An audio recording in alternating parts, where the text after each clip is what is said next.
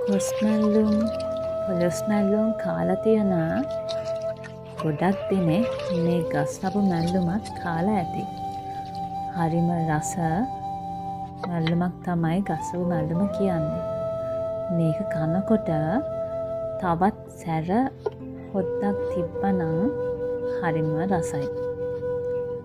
බතුයි මේ ගස්නපු මැල්ලුමයි ඒ වගේම තව මොනවා හරි සැර හොද්දකුයි හදා ගත්තොතින් හරිම රසට ඒ බත් එක කන්න පුළුවන්. ගොඩක් දේවල් ඕන වෙන්නේ නැහැ. ගස්නපු මැල්ලුමක් හදනකොට ගොඩක් ඉදිච්ච ගස්නපු ගෙඩියක් නම් ගන්නෙ නැහැ. අපේ අත්තම්මා මේ කරන විදිහට ගස්නපු ගෙඩියේ ඒ කිරි ගතිය අරලා ඊට පස්සේ හොඳට හොදලා කපලා තමයි ඉස්සෙල්ලම ලිපේ තියන්නේ.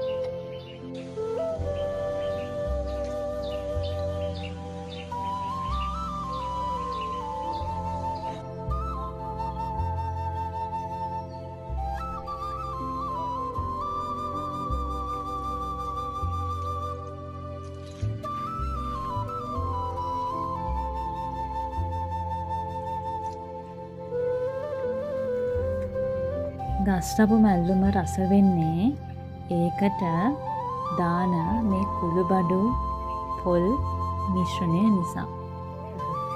හොඳට සැරට කොච්චි ඒ වගේම සුදු ලුණු එතකොට ලුණු කරපිංචා සහ අනිකුත් කුළුබඩු ඔක්කොම මේ මිශ්‍රණයට එකතු කරලා හොඳට අඹරගත්තම තමා මේ ගස්නපු මැල්ලුමේ නියම රහ දැනෙන්නේ.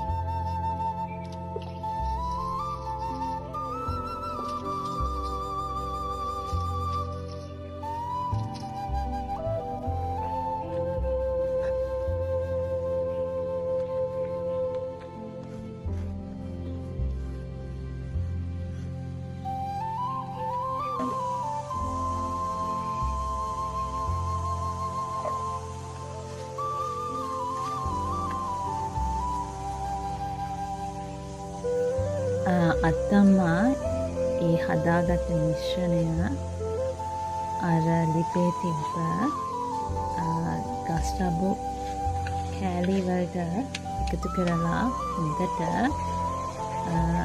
හුරු ගන්නවා. හොඳට මිශ්‍ර කරනවා.